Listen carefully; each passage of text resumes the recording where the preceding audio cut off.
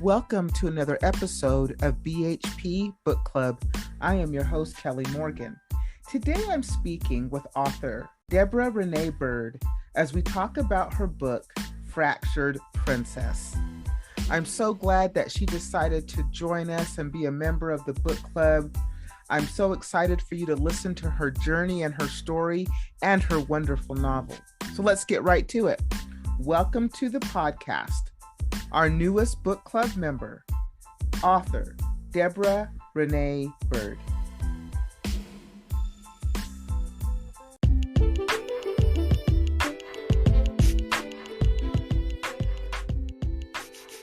Debra, thank you so much for being a part of the book club and coming on the podcast and sharing your story. Welcome. You're welcome. Thank you for having me. You're very welcome. So we're going to get all into your book, Fractured Princess. But before we go there and get into that, I'm always interested in authors' journeys to becoming an author. So how the book became a book. Can you share that with us? Sure. Well, I started writing it actually as a recount of a dream I had. It was so vivid that I wanted to show my sister because I was always telling her my dreams, and by the time I would tell them to her, they didn't make sense. But this one was everything was so set in place that I wrote it down. And then as I was applying for college to get into the University of the Arts, into their writing program, I fleshed it out into a full scene to get into their program. And then I just kept writing and writing until it was a fully fledged story. Wow. So how long did that take you? That took me, the first draft, I started in about 2003, 2004. The first draft I finished in 2011, I think, actually. And by the time I finally got it to where I felt like it was good enough to self-publish, it was probably about 15 years. Okay. All right.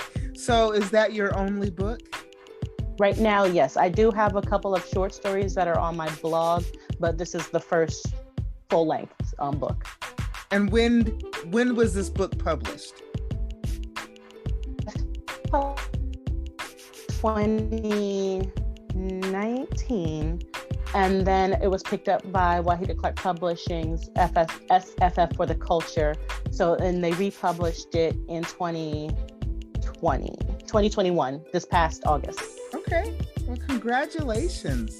Thank you. So tell us about the book, Fractured Princess. I'm interested in, how you came up with the title, and then share with us as much about the book as you would like to share. Sure. Well, title-wise, I wanted something that kind of felt anime-ish.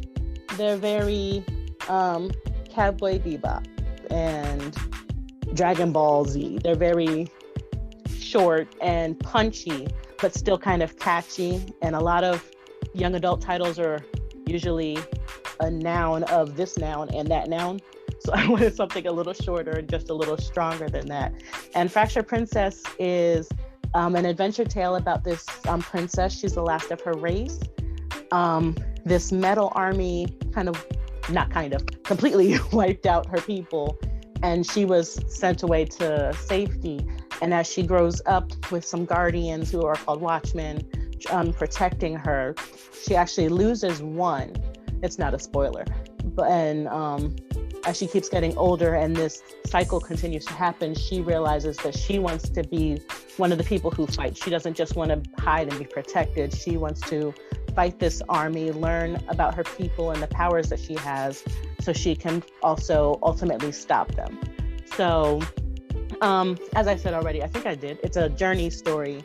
We're just traveling, going through these fights and learning more and more about how the army is connected to her, as well as the destruction of her people is ultimately connected to her. So who would you say the audience is for this book? Young adults, young Black girls. I wanted to make sure that there was a Black princess in a fantasy setting, being one who didn't get to see many Black main characters in any books growing up. video game lovers, blurred girls. It's Black nerd. We call ourselves blurs. And guys. It doesn't have to just be for girls. It's just a fun adventure story that anybody mid-teens to older should be able to enjoy. So, do you see this being like a continuing story, or is it just this one story, or is there more in the works? Funny enough, I did write, when I first finished it, I said, I can't, I'm tired of reading all these sequels. I'm just going to write one book. That's it. That's the end. And then I was like, oh wait, but if this happened, and started writing a sequel. So there are more books. So are the books, have you started writing them? Are they still just here in your mind, or are they actually on paper? Most of it's on, half of it's on paper. So you're saying that there is a sequel to Fractured Princess? Yes. And there definitely is more. Do you think that will be the end of it, or do you believe the story could continue? Or better yet, let me ask the question this way. Do you know how the second book ends? Or do you just, or you know what I mean? Some writers don't know until they start writing. So do you know how the story ends? Yes, for this one especially, as the brand publishes in a specific word count. So this book actually ends in a cliffhanger. The second part is actually the full book. So that one has a definite ending. So anyone who reads this one, they'll realize, oh wait, this story isn't finished. So there is a second part to this one. But past that, yes, there are actually at least 2 more books. So this could be a 4-book series? Yes.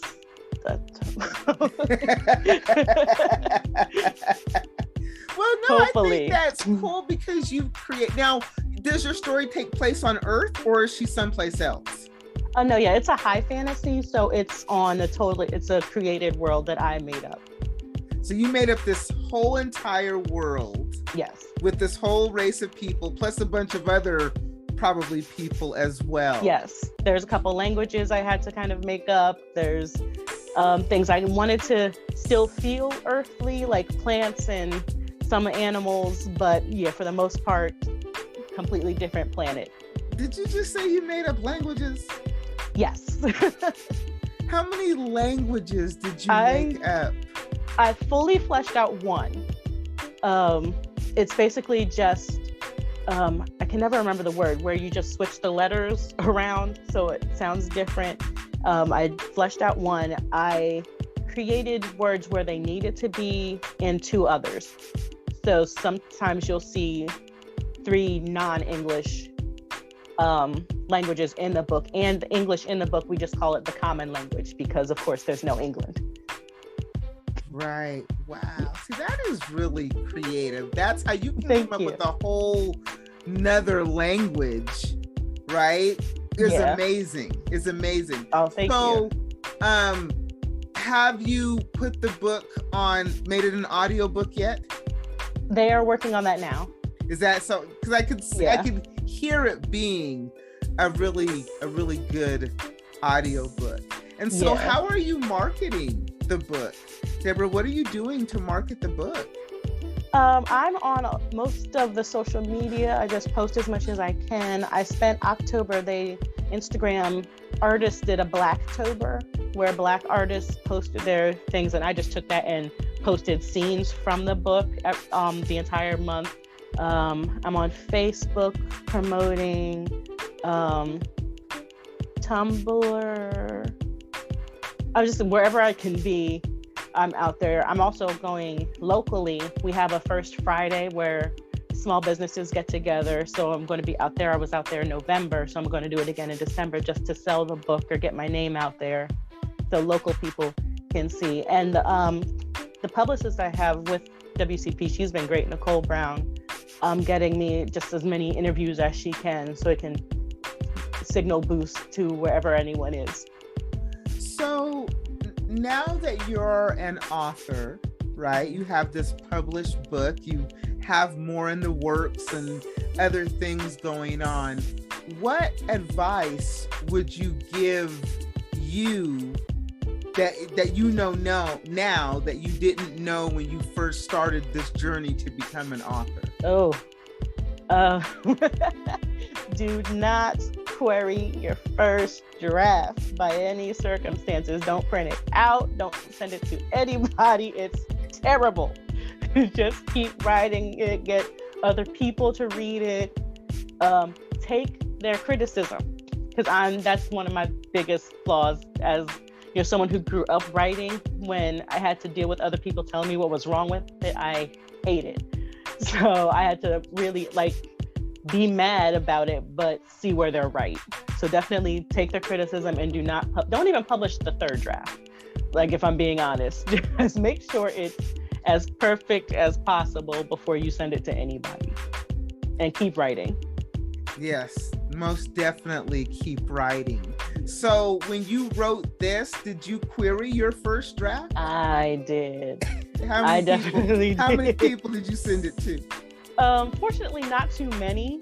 And of course, being a millennial, I started writing before social media was anything important.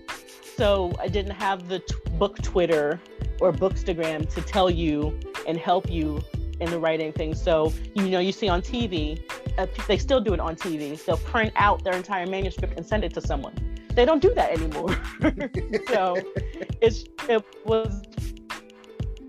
I have agencies. I know I definitely printed it out once and sent it to people. It was, yeah.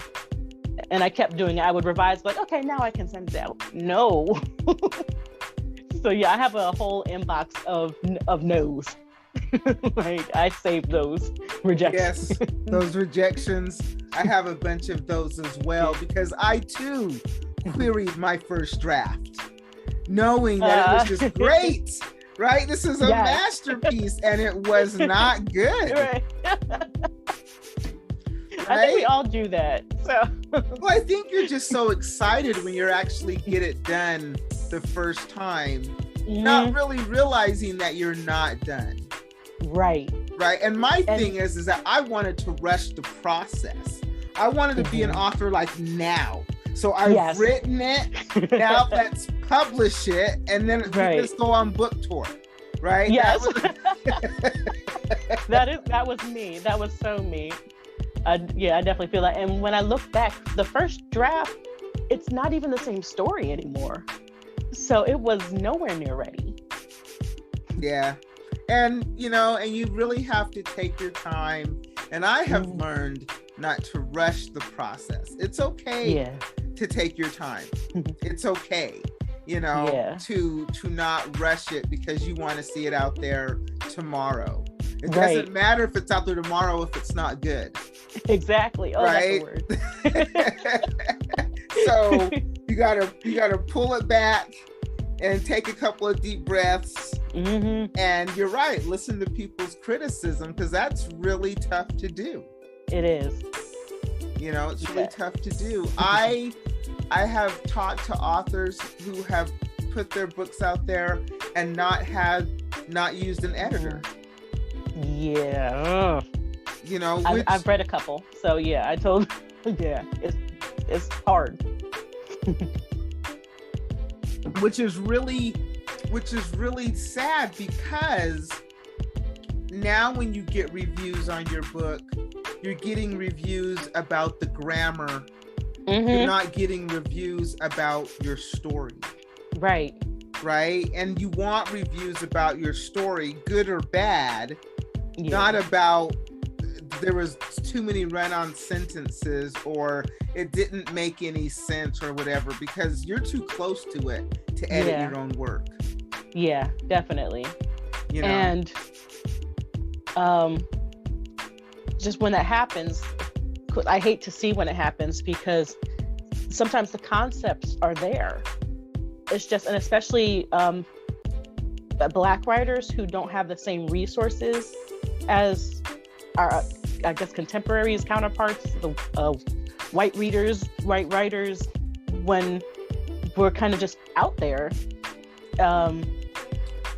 It's hard to center us all sometimes so we all know what to do. And I really am trying to reach out a little bit to other authors just so they can, even just read my blog, the process that I went through and struggles of,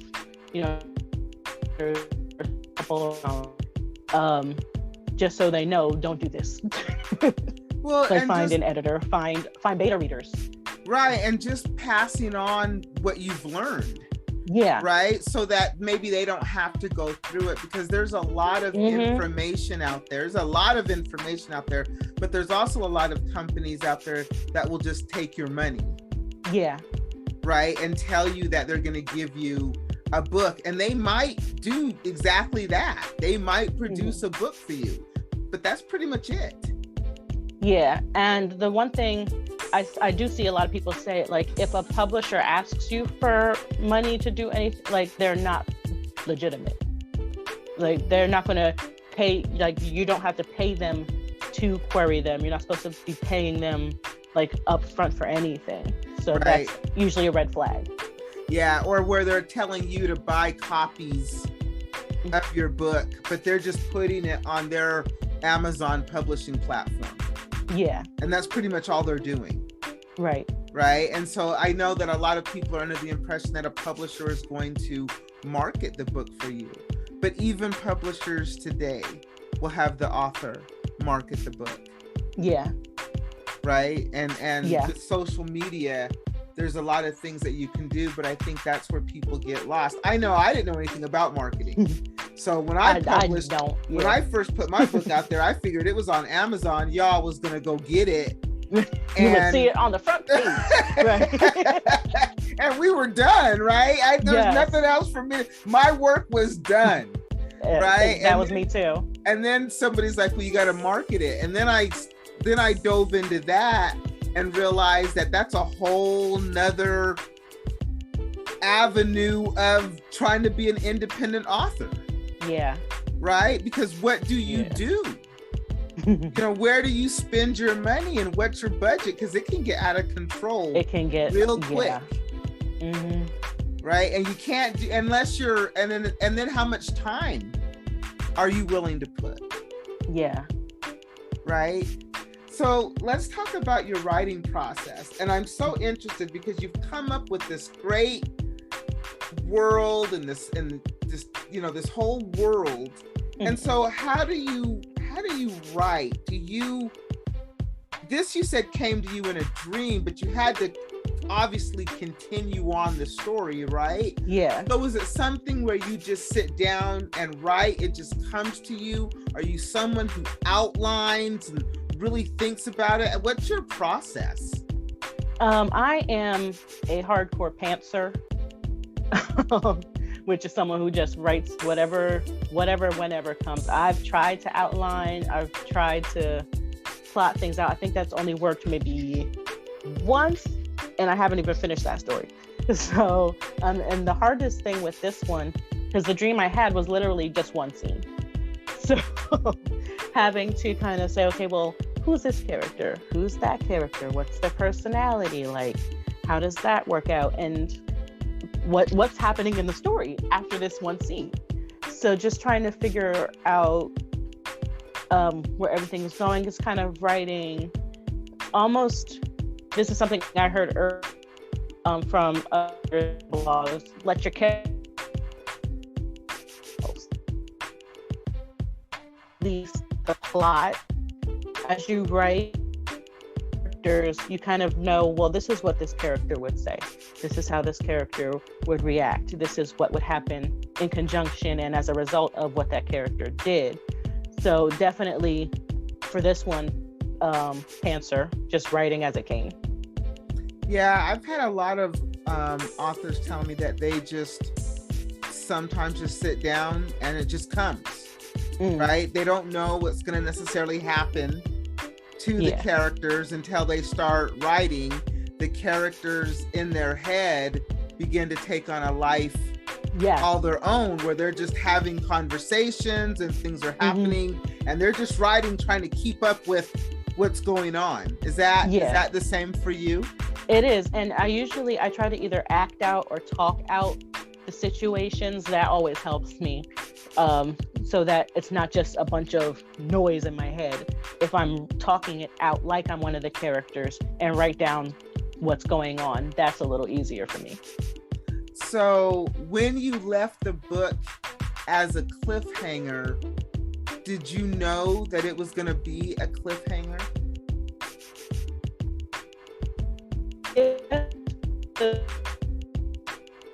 The second part was already finished, so we just split the book in half.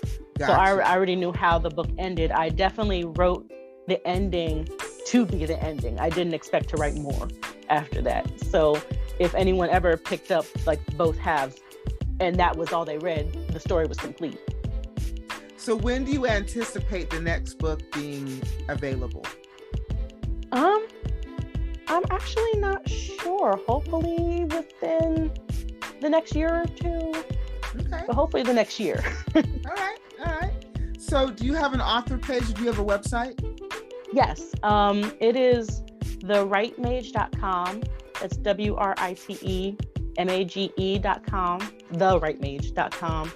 It's where I blog. I try to blog every Wednesday when I can. And then I'm also on Facebook, and I have to remember Twitter is Deb the Author, Tumblr is Deb the Author, Facebook and Instagram are Deb Renée Byrd. Fantastic. And Fractured Princess is available everywhere? I believe it's Amazon, Barnes and Noble, anywhere books are sold, I believe, yes. Deborah, thank you so much for coming on the podcast and sharing with me. I truly enjoyed speaking with you and getting to know you and learning more about your writing process and your book. And when the second book comes out, I definitely expect you to come back and share with us again. Okay? Thank you so much.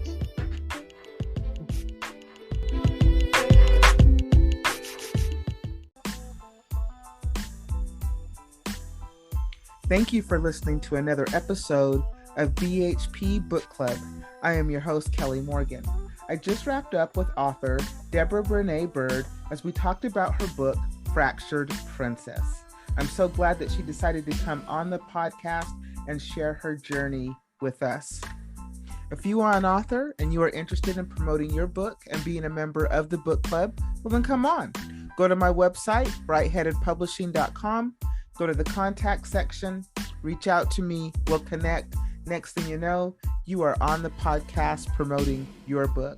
Also, if you go to brightheadedpublishing.com, you can listen to past episodes of other authors as well. Thank you so much for spending this time with me, listening to the podcast and helping support authors. I truly appreciate you. Next week, I'll bring you another author and another story. But until then, keep writing.